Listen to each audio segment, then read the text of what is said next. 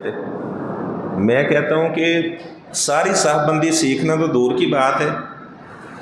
جتنے آپ احباب سامنے بیٹھے میری مائیں بہنیں سن رہی ہیں، اگر نماز میں اپنے پاؤں صرف آپ سیدھے کر لینا، آپ سمجھ لیں کہ آپ کامیاب ہو گئے. 2025 کا آپ کا رمضان کامیاب ترین گزرے اگر صرف اپنے پاؤں آپ سیدھے یوں رکھنا شروع ہو جائیں. آپ دیکھ لیں لوگ آتے ہیں نماز پڑھنے کے لیے ایسے پاؤں نکلے ہوئے ہیں، قبلے کی جانب جو انگلیاں ہیں یہ قبلے کی جانب ہونی چاہیے. دوسرا یہ کہ ستونوں کے درمیان نماز پڑھنے کو ناپسندیدہ سمجھا جاتا تھا، تو ہمارے کچھ بزرگ بھائی وہ کھڑے ہو کر نہیں نماز پڑھ سکتے تو بیٹھ کر نماز پڑھتے ہیں. تو اس میں بہترین آپشن یہ ہوتی ہے کہ وہ ایک جانب میں کرسی رکھ لی جائے، یا دائیں جانب رکھ لی جائے یا بائیں جانب رکھ لی جائے، تاکہ وہ کرسی ایک ستون کی مانند نہ بن جائے. اگر درمیان میں کرسی آ جائے گی تو وہ ایسے ہے جیسے ستون ہے. اور صحابہ بیان کرتے ہیں کہ ستونوں کے درمیان نماز پڑھنے کو ہم ناپسندیدہ جانا کرتے ہیں، کیونکہ اس میں پاؤں کے ساتھ پاؤں بھی نہیں مل رہا، کندھے کے ساتھ کندھا بھی نہیں مل رہا. تو کرسی اگر ایک جانب میں کر لی جائے تو وہ زیادہ بہتر ہے.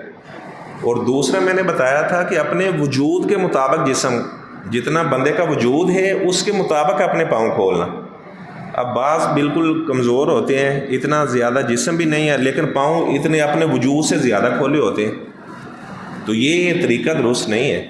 یا کوئی آدمی اس کا وجود زیادہ ہے اور وہ جناب بالکل اس نے پاؤں کے ساتھ پاؤں ملائے ہوئے ہیں، تو یہ بھی طریقہ درست نہیں ہے.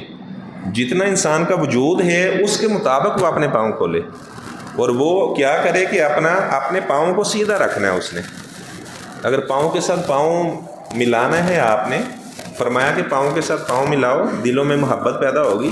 حضرت انس کا بیان ہے کہ ہر صحابی اپنا پاؤں دوسرے کے پاؤں کے ساتھ، کندھے کو دوسرے کے کندھے کے ساتھ ملا لیتا.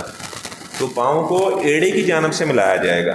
بعض لوگ کہتے ہیں نہیں پاؤں تو کسی کے بڑے ہوتے ہیں چھوٹے ہوتے ہیں، تو بات یہ ہے کہ فقہاء نے لکھا ہے کہ ایڑی والی جانب سے پاؤں ملایا جائے. اور کبھی آپ اپنی صاف بندی بالکل ایسے کر کے دیکھیں جس طرح حضرت عمر رضی اللہ تعالیٰ عنہ انہوں نے 2 بندے رکھے ہوئے تھے. جب نماز پڑھانے کے لیے آتے وہ آدمی 2 جو صحابہ تھے وہ صفوں میں چکر لگاتے. جب دیکھتے کہ صاف بندی صحیح ہو گئی ہے، کسی کا سینہ زیادہ تو نہیں آگے کو نکلا ہوا، تو وہ پھر حضرت عمر کو بتاتے کہ صاف بندی پوری ہو گئی ہے تو آپ نماز شروع کریں. تو حضرت عمر رضی اللہ تعالیٰ عنہ اس کے بعد پھر نماز شروع کرتے.